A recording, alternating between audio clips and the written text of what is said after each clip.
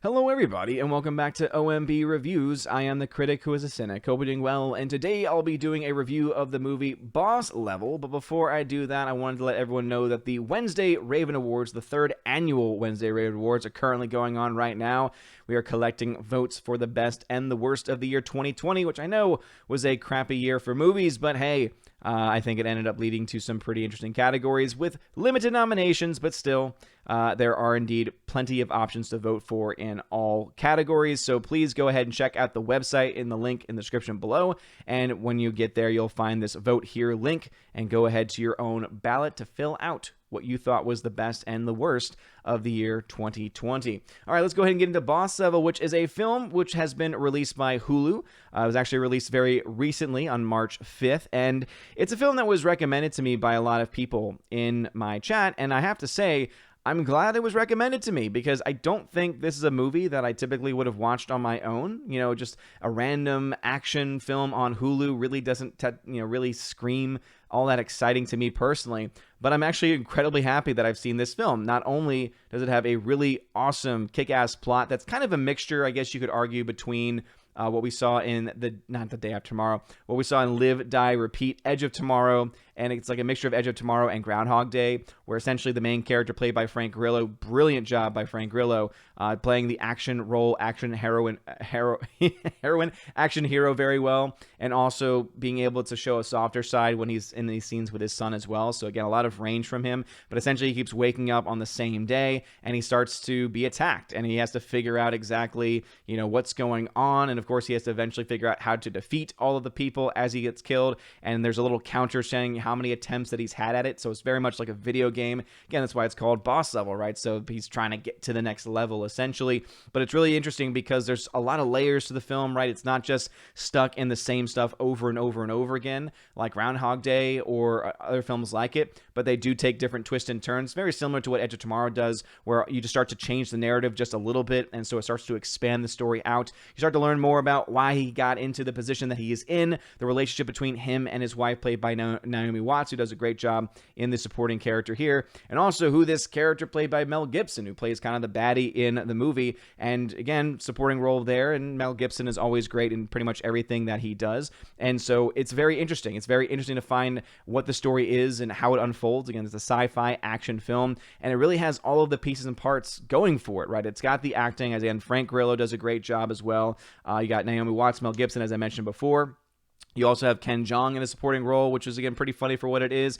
Will Sasso plays the bodyguard, essentially, for Mel Gibson's character, and I'm typically used to seeing him in more comedic roles, so it was actually kind of cool and nice to see him in a more, serious, down-to-earth, dramatic role performance. So the acting is pretty dang solid. I would say that the editing and the storytelling are also spot on as well, and therefore the direction and cinematography, right? All those things working together, because typically with an action movie, you have a lot of really, quick cuts, and you really can't see any of the action going on, and it just gets really, it's a tired trope, right? It just gets very annoying. This film doesn't really have a lot of that, right? You're able to see a lot of the action as it unfolds in front of you without a whole lot of quick takes. You have a really cool, kudos to the stunt team that worked on this movie, because there are a lot of really cool stunts. There's a lot of really cool sequences that they're able to put together, some cool car chase stuff at some points in the movie too, which I, again, really appreciated as well. And again, the cinematographer and the editor really, I think, worked well together to make sure that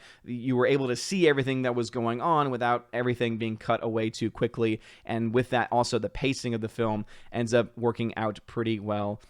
Also, it's a 100-minute movie, so it's only about an hour and 40 minutes, which is, I think, rather short for a modern-day action film, which, more and more, I feel like studios try and get to that 2-hour mark or so to try and get as much in there as possible. But I thought that Joe Carnahan, who directed and produced and also did part of the screenplay as well, did a really good job of being able to, kind of tie in all these things together and really be a powerful force behind the camera, right? Being able to get all of these pieces and parts to work together. So, again, definitely, story is fantastic.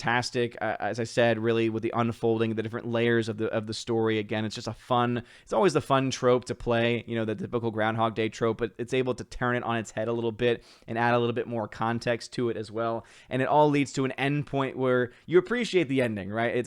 I guess you could say it's one of those open-ended type endings, but in a way, you almost appreciate that, and it kind of fits the style of what the movie was. And, obviously, films like these always have that potential where, oh, we'll make a sequel to it. I hope they don't, because I think this film really does work well as a one-off. And so kudos to Hulu for picking this film up, because as you can see, it went through some production hell. It was actually originally announced back in 2012, never got picked up for, by 20th Century Fox, didn't move forward at all at 20th Century Fox.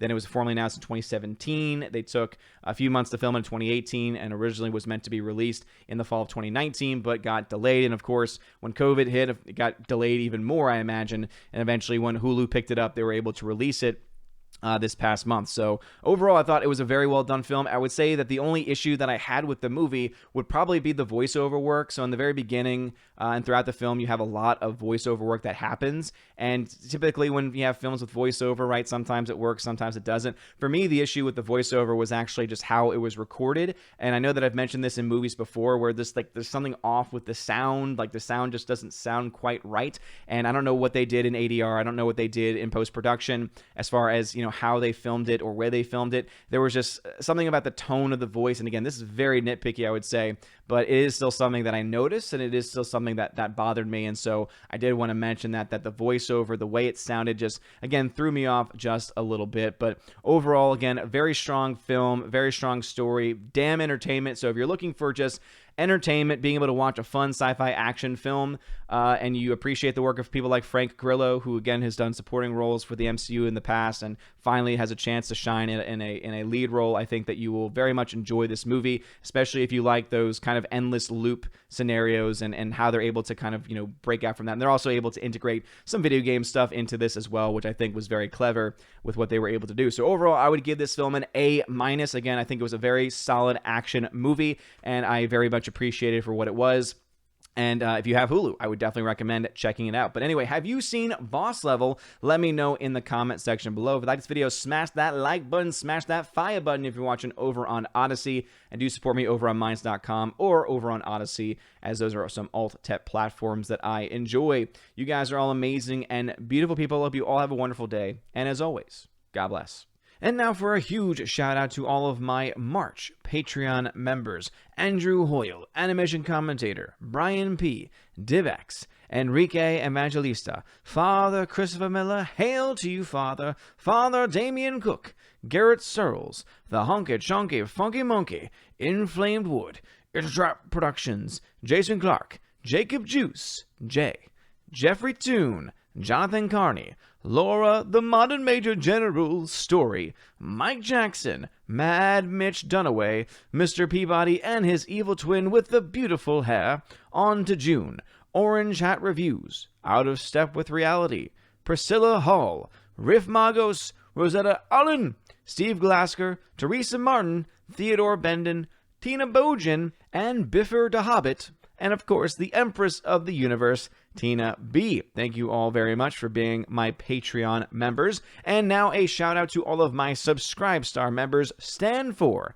John B., Perpetual Punster, Mr. Roy, Glinzer, J. Alex McCarthy Jr., Dean Heiss / the new number 2, J-Rod the Beer Guru, Nebanon G. Adams, and ZK Man. And Dion, thank you all so very much for being my Subscribe Star members, and to everyone who has been supportive of the channel. Of course, a shout out to my YouTube members, and you all know that you get your special perks every single time that we do a live stream, so thank you again for your support. If you want to have your name shouted out at the end of every single live stream and at the end of every single video, please check out the links in the description below to become a Patreon or Subscribe Star member today. You're going to also get access to things at the upper tiers, like a bi-weekly podcast that I do with my friend John the Flick Pick Flickinger. We also, of course, have a Chosen of Valhalla live stream once a month where me and my Chosen come together on this channel to talk about whatever it is that they want to talk about. So anyway, if all that stuff sounds interesting to you,